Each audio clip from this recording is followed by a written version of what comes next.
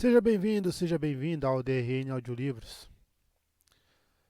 Se inscreva no nosso canal aí para dar uma força pra gente. A gente tem bastante audiolivros aí. Sempre procuramos adquirir mais e trazer.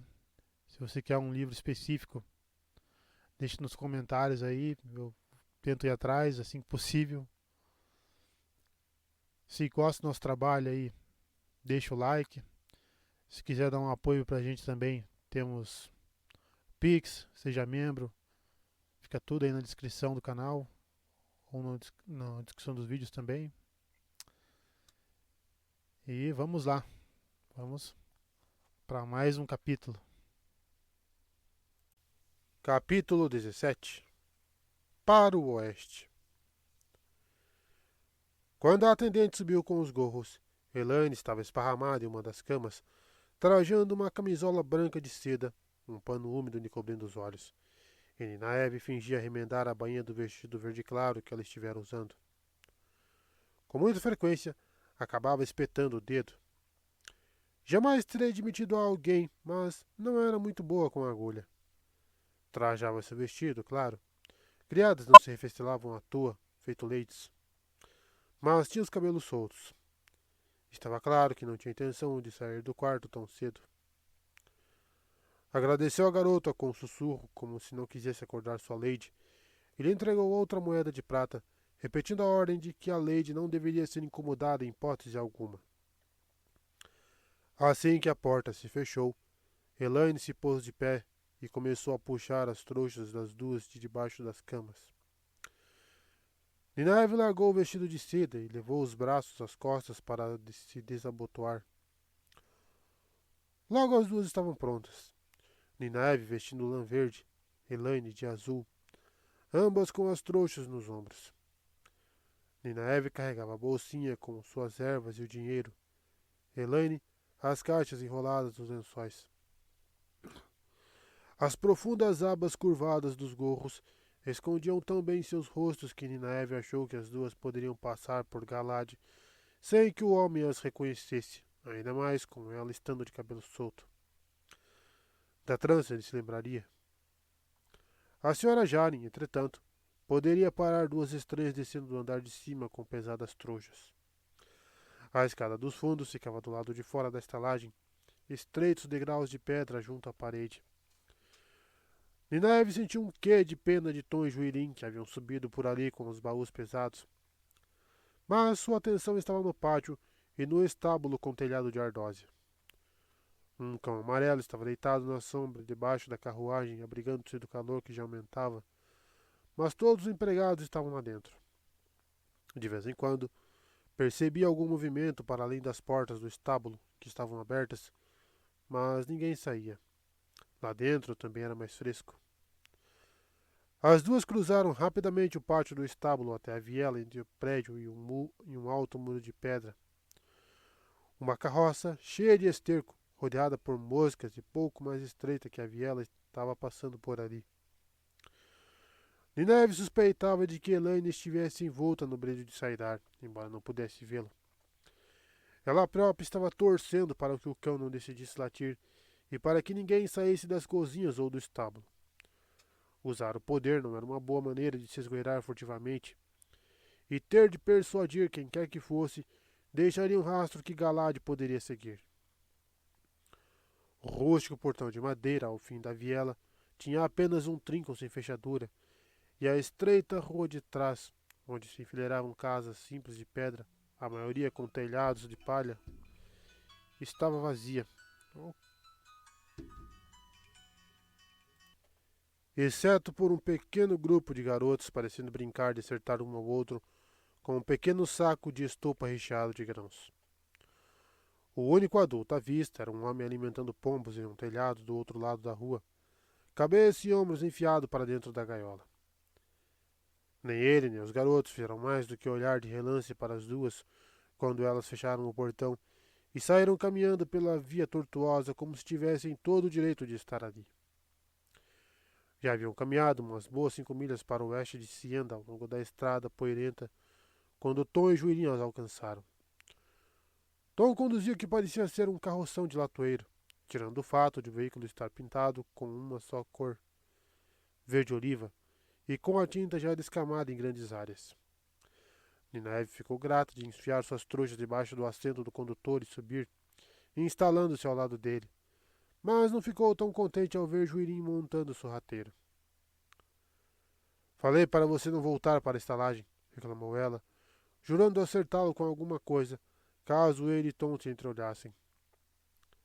Eu não voltei, retrucou o homem, sem saber que acabara de poupar a si mesmo uma lesão na cabeça. Disse para o chefe do estábulo que Milady desejava frutos frescos, e que Tom e eu tínhamos que ir apanhá-los. É o tipo de bobagem que alguns nó... Ele se interrompeu, pigarreando, quando Elaine, sentada do outro lado de Tom, lhe lançou um olhar frio e indiferente. Às vezes ele se esquecia de que ela, de fato, vinha da realeza. Precisávamos de algum motivo para deixar a estalagem e as estrebarias, justificou Tom, chicoteando os cavalos. Vocês devem ter dito que iam voltar para o quarto para não desfalecerem de calor, ou para a Lady Moreland não desmaiar. Mas os empregados do estábulo ficariam se perguntando por que iríamos querer perambular no calor em vez de ficar em um bom e tranquilo depósito de feno, sem nada para fazer, e quem sabe com uma jarra de cerveja. Desse modo, não despertaremos comentários. Elaine lançou a ele um olhar inexpressivo, sem dúvida por conta do possível desmaio de Lady Moreland, que o homem fingiu não ver. Ou talvez não tenha visto. Homens podiam ser cegos quando convinha. Ninaeve bufou. Isso ele não teve como não perceber. E com certeza estalou o chicote de modo agressivo logo depois. Tudo não passava de uma desculpa para que pudessem se alternar na montaria. Era outra coisa que os homens faziam. Inventar desculpas para agir exatamente como queriam. Ao menos Helene estava franzindo a testa de leve para ele, em vez de abrir sorrisos insinuantes. Tem outra coisa que eu descobri ontem à noite, prosseguiu Tom após algum momento. Pedro Nial está tentando unir as nações contra Randy. Não que eu não acredite, Tom, respondeu Ninaeve. Mas como foi que você descobriu isso? Não posso imaginar que algum manto branco simplesmente tenha lhe contado. Muita gente está dizendo a mesma coisa, Ninaeve. Há um falso dragão em Tear. Um falso dragão, não importa as profecias sobre a queda da pedra ou sobre Kalandor. Esse camarada é perigoso, e as nações devem se unir como fizeram na Guerra dos Aiel. E quem melhor do que Pedro Unial para liderá-las contra esse falso dragão? Quando tantas línguas assim dizem a mesma coisa, é porque o pensamento existe em escalões mais altos e, em Amadícia, nem a Iron expressa qualquer pensamento sem falar primeiro com Nial. Era bastante frequente que o velho menestrel parecesse juntar as pontas dos boatos e sussurros e chegasse às respostas certas. Não, nada de menestrel. Ela precisava se lembrar disso. Independentemente do que afirmasse, Tom havia sido um bardo da corte, e era provável que já tivesse visto pessoalmente muitas intrigas como uma das histórias que contava. Talvez até tivesse se envolvido em algumas, caso de fato tivesse sido amante de Morgase. Olhou de soslaio para aquele rosto coriáceo, com espessas sobrancelhas brancas e um bigode comprido tão branco quanto o cabelo. Não havia como explicar o gosto de certas mulheres. Algo desse tipo não é tão inesperado. Ninaeve jamais esperara por aquilo. Mas deveria ter. Mamãe vai apoiar Randy, afirmou Elaine. Eu sei que vai. Ela conhece as profecias e tem tanta influência quanto Pedro Nial. O leve balançar de cabeça de Tom negava, pelo menos, a última afirmação. Morgase governava uma nação rica, mas havia mantos brancos por toda parte e de toda parte. Ninaeve se deu conta de que teria que começar a prestar mais atenção em Tom. Talvez o homem realmente soubesse tanto quanto fingia saber. Então, agora você acha que deveríamos ter deixado Galad nos escoltar até Kemlin? Elaine se inclinou para a frente para encará-la com firmeza por sobre o corpo de Tom. Com certeza não. Para começar, não há como garantir que a decisão dele seria essa. E, além disso, ela se endireitou, se escondendo por trás do homem. Parecia estar falando sozinha, lembrando a si mesma. Além disso, se mamãe realmente se voltou contra a torre, quero tratar de todos os meus assuntos com ela por carta, ao menos por enquanto. É bem capaz que ela nos mantenha presos no palácio para o nosso próprio bem. Ela pode até não conseguir canalizar, mas não estou disposta a enfrentá-la até me tornar uma Sedai completa. E olhe lá. Uma mulher forte, afirmou Tom com gosto. Morgause lhe ensinaria a ter modos rapidinho, Ninaeve. Ela bufou outra vez para ele, frustrada por não estar usando uma trança para puxar. Mas o velhote tonto só se fez sorrir. O sol estava alto quando alcançaram um conjunto itinerante, ainda acampado no exato local onde o haviam deixado, na clareira ao lado da estrada. Naquele calor parado, até os carvalhos pareciam definhar um pouco. Tirando os cavalos e os grandes cavalos javalis cinzentos, todos os animais estavam enjaulados, e os humanos também não estavam à vista, sem dúvida dentro dos carroções, não muito diferentes do que eles próprios ocupavam. Ninaeve e os demais já haviam descido do veículo quando Valan Luca apareceu, ainda trajando aquela ridícula capa de seda vermelha. Desta vez, não houve discursos melífluos, nada de reverências com floreios de capa. Os olhos do homem se arregalaram quando reconheceram Tom e Juilin, e se apertaram ao ver o carroção em forma de caixa atrás deles. Ele se curvou para bisbilhotar dentro dos enormes gorros, e seu sorriso não foi de contentamento. Ah, então caímos um pouco na vida, hein, Milady Morelin? Ou talvez nunca tenha estado lá em cima. Roubou uma carruagem e algumas roupas, não foi? Bem, eu detestaria ver uma testa tão linda ser marcada com ferro quente. É o que eles fazem por aqui, caso não saibam. E isso quando não fazem pior. Então, como parece que vocês foram descobertos, senão não haveria outro motivo para estarem fugindo, eu sugeriria que viajassem o mais rápido possível. Se quiserem sua maldita moedinha de volta, ela está em algum local aí na estrada. Eu joguei de volta para vocês e, do que depender de mim, vai ficar aí até Tarmangaidan. Você queria um patrono, retrucou Ninaeve, no momento em que lhe deu as costas. Podemos ser, podemos ser seus patronos. Vocês? Lucas sorriu com desdém. Mas parou. Ainda que algumas moedas roubadas da bolsa de algum lorde fossem ajudar, eu não posso citar moedas ou... Vamos pagar suas despesas, mestre Luca, interrompeu Elaine com aquele tom de voz friamente arrogante que ela tinha. E ainda lhe daremos mais 100 marcos de ouro caso possamos viajar com você até Gyaldan, e caso aceite não parar até chegar na fronteira. Encarando-a, Luca passou a língua pelos dentes. Ninaeve soltou um grunhido. 100 marcos e de ouro. 100 de prata cobririam facilmente todas as despesas dele até Gyaldan, no mais longe. Não importava o que aqueles tais cavalos de javali comessem. Roubaram tanto assim? Questionou Luca.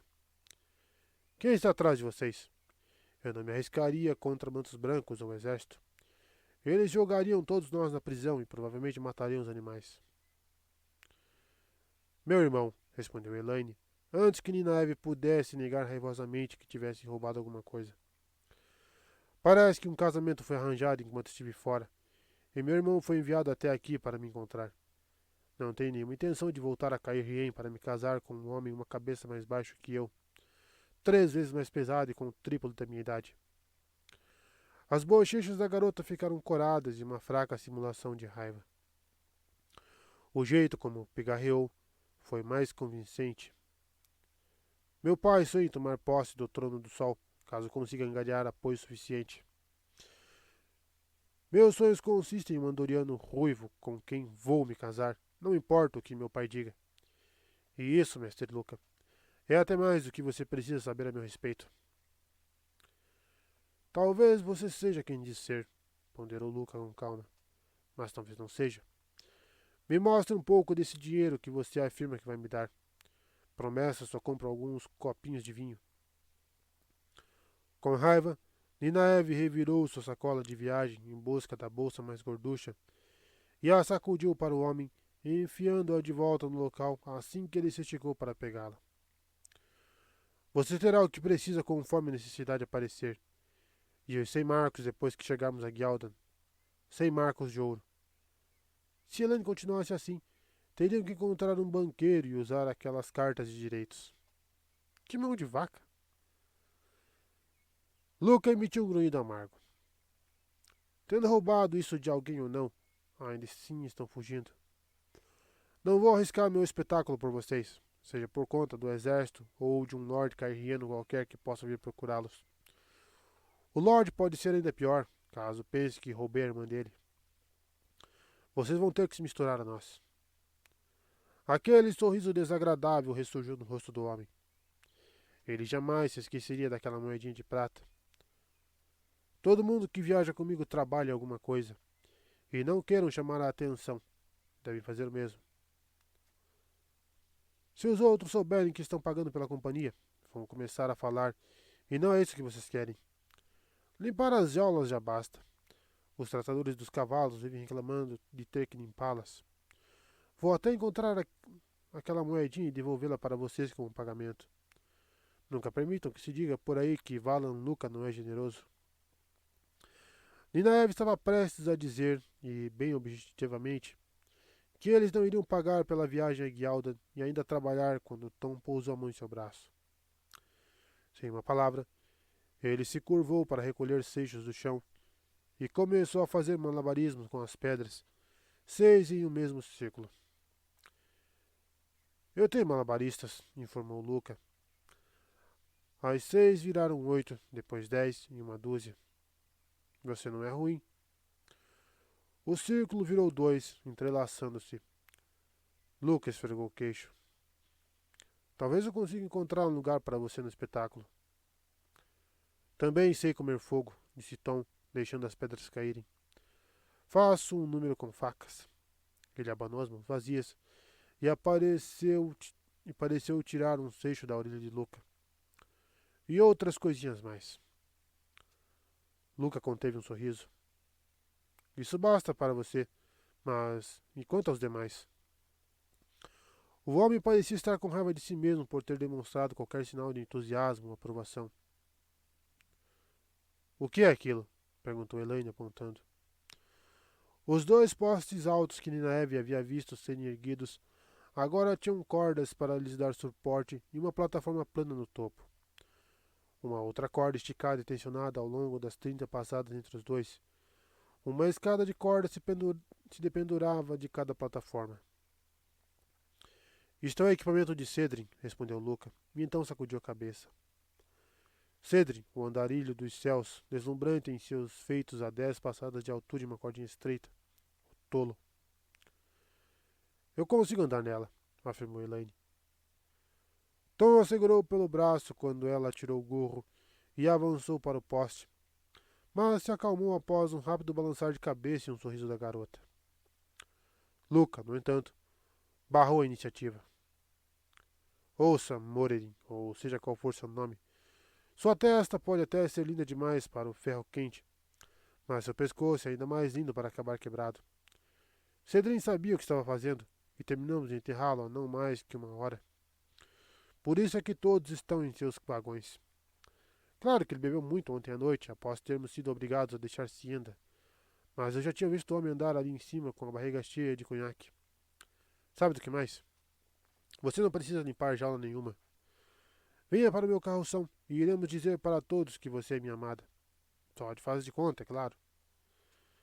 Seu sorriso astuto indicava que ele esperava mais que um faz de conta. O sorriso que Elaine devolveu ao homem deveria tê-lo congelado. Agradeço muito a oferta, mestre Luca, mas, se, por gentileza, você puder me dar passagem, ele teve que dar, ou a jovem o teria atropelado. Juilin amassou o chapéu cilíndrico nas mãos e depois voltou a enfiá-lo na cabeça quando Elaine começou a subir por uma das escadas de corda, tendo pouco dificuldade com as saias. Ninaeve sabia o que a garota estava fazendo. Os homens também deveriam saber, e talvez pelo menos Tom soubesse, mas ainda parecia pronto para sair correndo e segurá-la caso ela caísse. Lucas se aproximou, como se o mesmo pensamento lhe passasse pela cabeça. Por um momento, Elaine ficou de pé na plataforma, alisando o vestido. O local parecia bem menor e mais alto de lá de cima. Então, erguendo delicadamente as saias, como se não quisesse que encostassem na lama, pisou na corda estreita. Parecia tão fácil quanto atravessar a rua. De certa forma, Nina Eve sabia que era mesmo. Não conseguia ver o brilho de Saidar, mas sabia que Elaine tecera entre as duas plataformas largos fluxos de ar, criando um caminho rígido feito pedra. De repente, Elaine pôs as mãos para baixo e deu 2 estrelas, os cabelos negros feito um corvo agitando-se e as pernas nas meias de seda revelando-se ao sol. Durante o brevíssimo instante em que a garota se endireitou, as saias pareceram roçar uma superfície plana, antes de Elaine tornar a erguê-las. Mais 2 passos a levaram à plataforma oposta. Mestre Cedrin fazia isso, mestre Luca? Dava saltos mortais, gritou de volta o homem, murmurando acrescentou. Mas ele não tinha estas pernas. Uma lady. Ha! Não sou só eu que sei fazer isso, informou Elaine. Juilin e... Ninaive balançou a cabeça com firmeza. Coon, sem canalizar, seu estômago apreciaria aquela corda lá nas alturas tanto quanto uma tempestade em alto mar. E eu já fizemos isso muitas vezes. Vamos lá, Juilin. Mostre a ele. O caçador de ladrões parecia preferir limpar as jaulas com as próprias mãos. As jaulas dos leões e com os leões dentro. Ele fechou os olhos, a boca se movendo em uma oração silenciosa, e subiu a escada de corda como um homem subiria um cadafalso.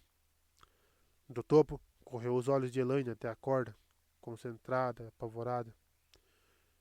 De repente, deu um passo para fora da plataforma e andou a passos largos, os braços esticados, os olhos fixos em Elaine e a boca ainda se mexendo em uma prece. A garota desceu parcialmente a escada para abrir lugar para ele na plataforma. Depois precisou ajudá-la a encontrar os degraus com os pés e guiá-la até embaixo. Tom sorriu para Elaine, cheio de orgulho, quando ela desceu e apanhou seu capuz das mãos de Ninaeve. Julinho parecia ter sido colocado de molho na água quente e depois torcido. Foi bom, disse Lucas, esfregando o queixo ponderando. Não tão bom quanto o Cedrin, vejam bem, mas bom. Aprecio especialmente o modo como você faz parecer fácil enquanto... Juelin? Enquanto Juelin finge estar completamente apavorado. Vai funcionar muito bem. A resposta de Juelin para o homem foi um sorriso frio com um leve ar ameaçador. Lucas se virou para Ninaeve, voltando a agitar a capa vermelha. O homem de fato parecia muito satisfeito. E você, minha cara nana? Que talento surpreendente você possui? Acrobacias, quem sabe? Ou engole espadas? Eu distribuo o dinheiro, respondeu ela, dando tapinhas na bolsa. A menos que você queira me oferecer seu carroção. Ela abriu um sorriso que deu um jeito naquela pose dele, além de fazê-lo recuar 2 passos. O falatório despertara as pessoas nos carroções, e todos se reuniram em torno do grupo enquanto Luca apresentava os novos artistas da trupe. O homem foi bem vago com relação a Ninaeve, dizendo simplesmente o que ela fez foi surpreendente. Precisaria ter uma conversinha com o sujeito. Os tratadores dos cavalos, como Lucas se referia aos homens que não tinham talento performático, eram uma turma imunda e grosseira, talvez por receberem um pagamento mais baixo. Não havia muitos em comparação com o número de carroções. Na verdade, acabava que todos ajudavam com o trabalho, incluindo a condução dos carroções. O dinheiro não era tão farto em um conjunto de animais itinerantes, mesmo para uma trupe como aquela. Os demais formavam um grupo bem variado. Petra, o fisiculturista, era o maior homem que Ninaeve já vira. Não em altura, mas em largura. Seu colete de couro expunha braços do tamanho de troncos de árvores. Ele era casado com Clarine, a mulher roliça de bochechas marrons que treinava os cães. Clarine parecia uma miniatura perto dele. Latelle, que se apresentava com os ursos, era uma mulher de rosto inflexível, olhos escuros, cabelos negros curtos e com um sorriso permanente de desdém. A Ludra, a mulher esbelta cuja suposta função era ser iluminadora, podia até já ter sido uma. Não usava os cabelos escuros trançados no estilo taraboniano, o que nem era surpreendente, dado os ânimos em Amadícia, mas ainda tinha o sotaque carregado. E quem poderia dizer o que havia acontecido com a guilda dos iluminadores? Sua casa do capítulo em Tanchico, de certo, fechara as portas. Os acrobatas, por outro lado, diziam ser os irmãos Chavana, mas, embora fossem todos homens baixos e atarracados, tinham um espectro de cores que variava dos olhos verdes de Taerik, com maçãs do rosto alta e nariz aquino que denunciavam o sangue de Saldaia, até Barit, que era mais escuro que Juilin, e tinha tatuagens do povo do mar nas mãos, embora não usasse brinco no nariz ou nas orelhas. Todos, exceto Latelle, cumprimentaram os novatos calorosamente. Mais artistas significavam mais gente atraída para os espetáculos, portanto, mais dinheiro. Os dois malabaristas, Barin e Kim, que de fato pareciam irmãos, engataram uma boa conversa com Tom sobre o ofício comum assim que descobriram que o homem não atuava da mesma forma que eles. Atrair mais pessoas era uma coisa, competir era outra. Porém, foi a mulher de cabelos pálidos que tratava dos cavalos de avari quem atraiu o interesse de Nina Eve. Serandin permaneceu rígida, distante e mal disse uma palavra. Luca afirmou que ela viera de Chara com os animais, mas seu modo de falar suave e gaguejado chamou a atenção de Nina Eve. Levou um pouco de tempo para posicionar o carroção deles.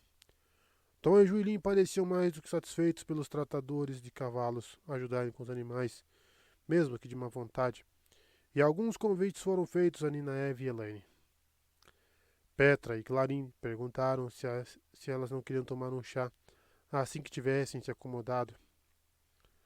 Os chavanas desejavam que as duas jantassem com eles, assim como Bar e Kim, o que acabou transformando em cara feia o sorriso desdenhoso de Latelle. Todos os convites foram declinados com elegância, Elaine sendo talvez um pouco mais delicada do que Nina Eve. A lembrança de ficar em casa no Galade feito uma garota com olhos de sapo estava fresca demais em sua memória para que ela fosse mais do que minimamente educada com qualquer homem. Luca fez o próprio convite, exclusivo para Elaine, longe dos ouvidos de Nina Eve, e o que recebeu foi uma bofetada no rosto, além de Tom ter-lhe exibido ostensivamente as facas, que pareceram rolar para um lado e para o outro em suas mãos, até o homem ir embora resmungando sozinho e esfregando a bochecha. Nina Eve deixou Elaine colocando as coisas no carroção, jogando-as, na verdade, e resmungando furiosamente consigo mesma. E foi em direção ao local onde os cavalos javalis estavam amarrados. Os imensos animais cinzentos pareciam bastante plácidos, mas, lembrando-se daquele buraco na parede de pedra do lanceiro do rei, não sentiu muita segurança nos cordames de couro que uniam suas enormes pernas dianteiras. Serandin coçava o grande macho com seu aguilhão com gancho de bronze. Qual é o nome verdadeiro deles? Hesitante, Ninaeve deu um tapinha no longo nariz ou focinho, ou seja lá o que fosse, do macho.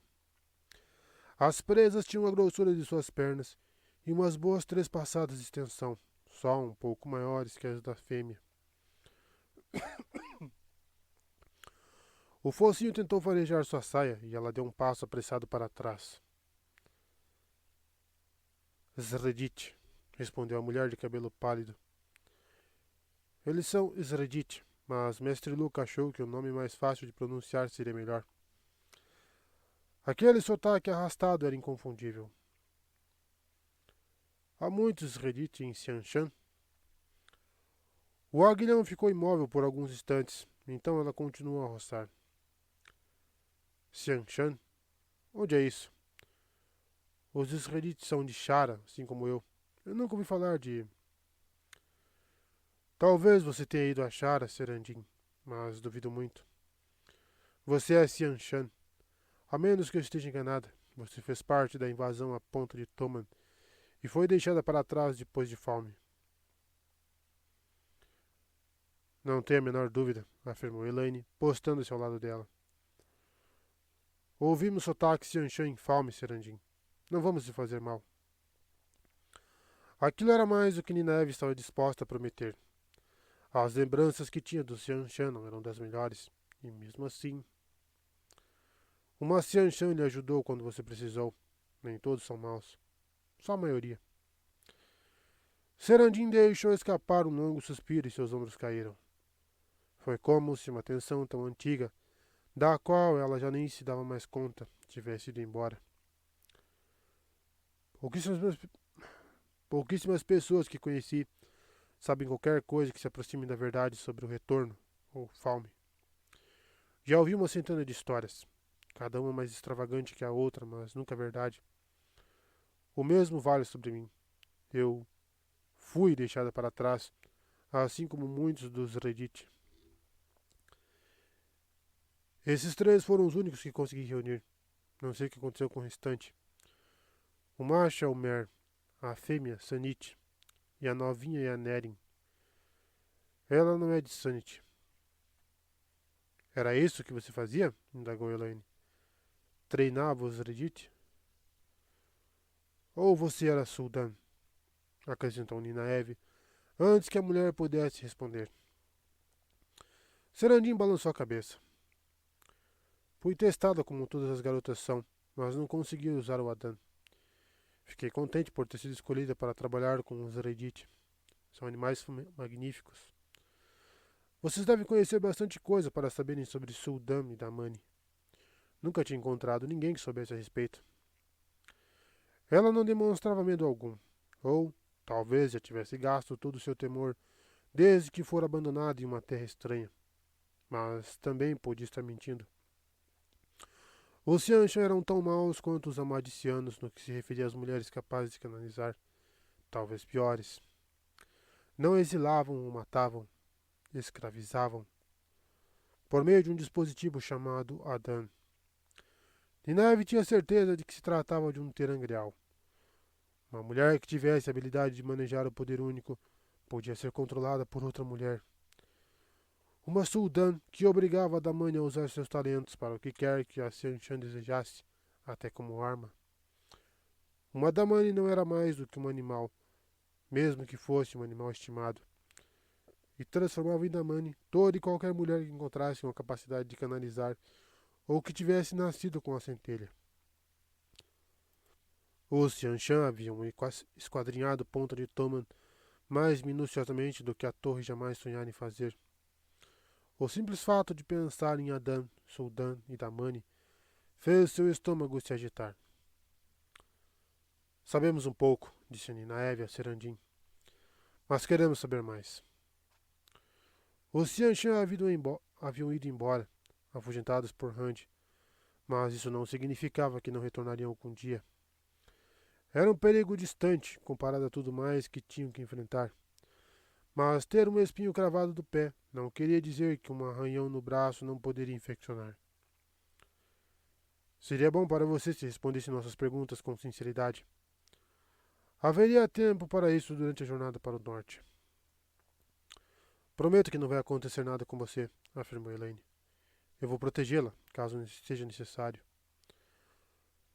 A mulher loura olhou de uma para a outra e, de repente, para a surpresa de Ninaeve, se prostrou no chão diante de Elaine. É mesmo uma grande lady dessa terra, conforme disse Luca.